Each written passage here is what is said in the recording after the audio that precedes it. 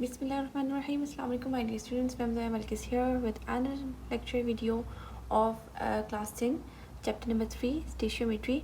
And today is my second lecture.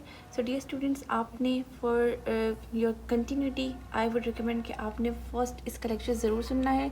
Last lecture में मैंने आपको limiting and non limiting reactant के बारे में और कंसंट्रेशन के बारे में बताया था.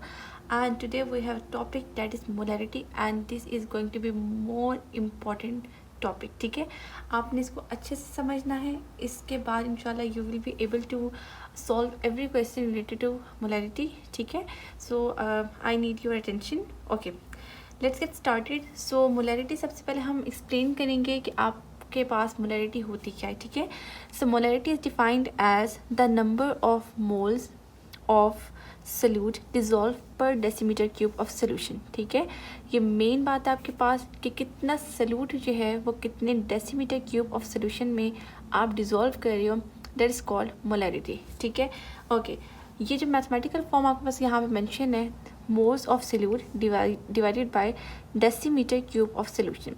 सो यहाँ से आपको क्या पता चलता है कि आपको एक सल्यूट की कंसंट्रेशन चाहिए और आपको क्या चाहिए, वॉल्यूम चाहिए. ठीक है, बट यहाँ पे जो मेन बात है वो आपने ये माइंड में रखनी है कि आपके पास सल्यूट हमेशा मोल्स में होना चाहिए. ठीक है, कि आपने हमेशा यहाँ पे मोल्स लेने हैं. अगर आपके पास मोल्स गिवन नहीं होंगे तो आपने पहले मोल्स को फाइंड करना होगा. ठीक है, मैं अभी आपको स्टेप वाइज बताऊंगी कैसे आप करेंगे. And the second thing is कि वॉल्यूम आपके पास सोल्यूशन का हमेशा डीएम क्यूब में होना चाहिए.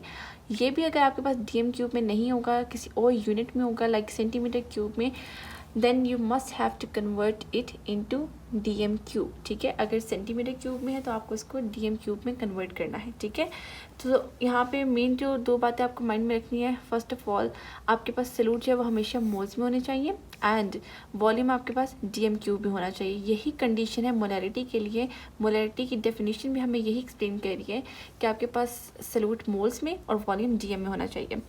ओके, एम से हम इसको कैपिटल एम से रिप्रेजेंट करते हैं. ठीक है, and unit of molarity is mole पर डीएम क्यूब. ऑलराइट, ओके, हमारे पास न्यूमेरिकल की तरफ मूव करते हैं. हमारे पास फर्स्ट न्यूमेरिकल है, a solution contains 40 gram urea dissolve in 500 centimetre cube of solution, calculate molarity. Okay, अब इसके अंदर आपको क्या करना है, मोलैरिटी कैलकुलेट करनी है. आपको क्या बताया हुआ है, ये आपको बताया हुआ है मास इन ग्राम्स, किसका, यूरिया का. ठीक है, और आपको जो वॉल्यूम बताया वो सेंटीमीटर क्यूब में बताया.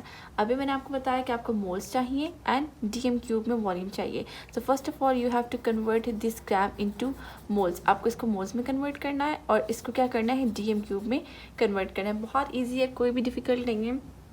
आपने अपनी प्रीवियस क्लास के अंदर पढ़ा था that moles is equal to mass in grams divided by molar mass. Okay, अगर आपको मोल्स कैलकुलेट करने हैं तो आपको मास इन ग्राम को डिवाइड करना होगा मोलर मास के साथ. मोलर मास क्या होता है, basically sum of all atomic masses present in a compound और मॉलिक्यूल और फार्मूला. ठीक है, कि सबका जो आपके पास जो गिवन, जैसे अभी हमारे पास यूरिया गिवन है तो इसमें हम जितने एटॉमिक मासेस होंगे इस फार्मूला में उन सबको एडअप करेंगे, हमारे पास मोलर मास आ जाएगा. ठीक है, मोलर मास कभी भी आपके पास गिवन नहीं होता, you have to find it by yourself. And mass in gram आपके पास गिवन है जो कि 40 है. आप इसको पुट करेंगे, डिवाइड करेंगे मोलर मास के साथ, आपके पास मोल्स आ जाएंगे. ठीक है, तो सिंपल मेथड आपको मोल्स कैलकुलेट करने का. एंड जो 500 सेंटीमीटर क्यूब है इसको आपने डीएम क्यूब में कन्वर्ट करना है. ठीक है, सो ये आपके पास मैंने कन्वर्जन भी लिख दी है. सम टाइम स्टूडेंट्स है वो कन्फ्यूज हो जाते हैं, उनको याद नहीं रहता कि आपने यूनिट्स को कैसे कन्वर्ट करना है. तो इसके लिए ये है 1 dm cube is equal to 1000 centimetre cube. ठीक है, जो आपके पास 1 डीएम क्यूब होता है वो इक्वल होता है 1000 सेंटीमीटर क्यूब के. आपको जब डीएम से, ठीक है, डेसीमीटर क्यूब से सेंटीमीटर क्यूब में जाना है तो आपको क्या करना है, मल्टीप्लाई करना है. ठीक है, आप याद रखिएगा बिग यूनिट है एंड स्मॉल यूनिट है, तो ये कोड याद रखिएगा BMS. मतलब जब आप इसको बिग से स्मॉल यूनिट में जाना होगा तो आपको क्या करना है, मल्टीप्लाई करना है. ठीक है, और इसके ऑपोजिट होता है, जब आपको स्मॉल यूनिट से बड़े यूनिट में आना होता है तो आप डिवाइड करते हैं. ठीक है, अभी हमें क्या करना है, सेंटीमीटर क्यूब से हमें जाना है डेसीमीटर क्यूब के अंदर. ठीक है, सो हम क्या करेंगे, फिर डिवाइड करेंगे. ओके, और मोल्स जो है वो आपको फाइंड करना, मैंने बता दिया कि मोल्स आप कैसे फाइंड करते हो, mass in gram divided by molar mass. ठीक है, ये सारी बेसिक इन्फॉर्मेशन थी, हमारी ये स्टेटमेंट थी जिसको अभी हम सॉल्व करने वाले.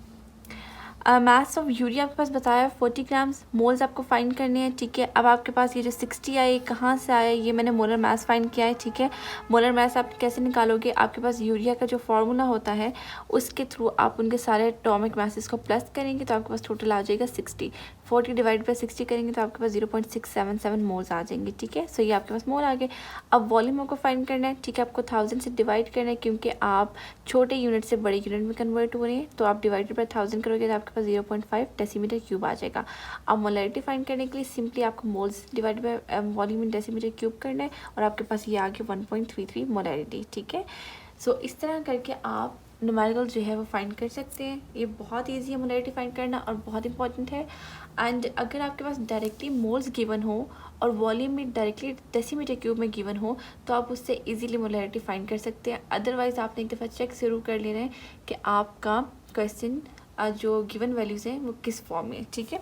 ओके, आपका नेक्स्ट टॉपिक है यहाँ पे स्ट्रेंथ ऑफ सोल्यूशन, ठीक है।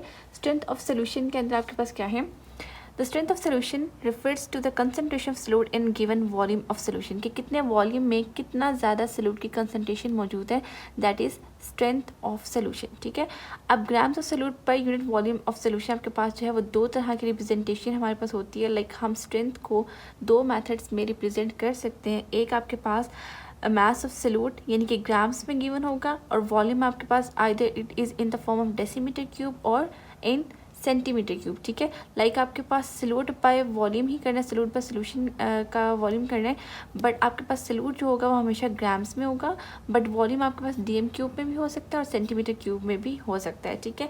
वो अगर आपसे पूछ लें पेपर में एग्जाम में कि आप स्ट्रेंथ बताएं इन फॉर्म ऑफ ग्राम पर डेसीमीटर क्यूब, तो आपको डेसीमीटर क्यूब में बताना है। अगर सेंटीमीटर क्यूब में पूछ लें तो सेंटीमीटर क्यूब में आपको बताना होगा, ठीक है। इससे रिलेटेड भी एग्जाम्पल है हमारे पास। ये है आपके पास क्या, solution contains 20 gram of salt dissolve in 2 decimetre cube of solution and calculate the strength of this solution. आपको क्या करना है, सोल्यूशन की स्ट्रेंथ फाइंड करनी है, ठीक है। सो सिंपल आपके पास क्या है यहाँ पे कि आप करेंगे वॉल्यूम, ठीक है, जो आपके पास मास इन ग्राम्स है वो लिखेंगे, divided by volume in decimetre cube लिखेंगे, इसको डिवाइड करेंगे तो आपके पास ये वैल्यू आ जाएगी, ठीक है। और ये आपके पास किस में आई है, ये ग्राम पर डेसीमीटर क्यूब में आई है क्योंकि हमने ग्राम पर डेसीमीटर क्यूब का क्वेश्चन सॉल्व किया, ओके। ये पेपर में आपको मेंशन होगा, आपने ग्राम पर डेसीमीटर क्यूब में करना है, ग्राम पर सेंटीमीटर क्यूब में करना है, ओके। ओके, अगर इन केस आपके पास डेसीमीटर क्यूब में गिवन है और आपको इसको सेंटीमीटर क्यूब के अंदर कन्वर्ट करना है तो आप इसको मल्टीप्लाई बाय 1000 कर लेंगे, ठीक है। ओके, नेक्स्ट है आपके पास न्यूमेरिकल इसके अंदर, a solution contains 25 grams of sugar dissolve in 500 gram centimetre cube of solution, calculate strength of solution, ठीक है। सो मास आपके पास गिवन है, वॉल्यूम आपके पास गिवन है और आपको स्ट्रेंथ ऑफ सोल्यूशन फाइंड करनी है। Again you have to divide 25 divide by 500 and you will get the strength, ठीक है, and that is in gram per centimetre cube, ठीक है स्टूडेंट्स। सो आपके पास एक प्रॉब्लम भी है जो कि आपने खुद सॉल्व करनी है, ठीक है। इसको आपने ट्राई करना है, रिलेटेड टू दिस टॉपिक ही है। एंड मैंने आपकी कन्वीनियंस के लिए मेरे इस चैनल पे सारे जो नोट्स हैं वो एसएल बेस्ड क्वेश्चंस हैं अकॉर्डिंग टू न्यू करिकुलम, और मेरे सारे सब्जेक्ट्स के लेक्चर्स आप वीडियो इस चैनल पे ले सकते हैं। And don't forget to like, share and subscribe, ठीक है। एंड फॉर कंटिन्यूटी आप प्रीवियस लेक्चर्स और कमिंग लेक्चर्स को भी ज़रूर देखिएगा। होपफुली आपको ये आज का टॉपिक समझ आएगा। ओके, टेक केयर, अल्लाह हाफिज़।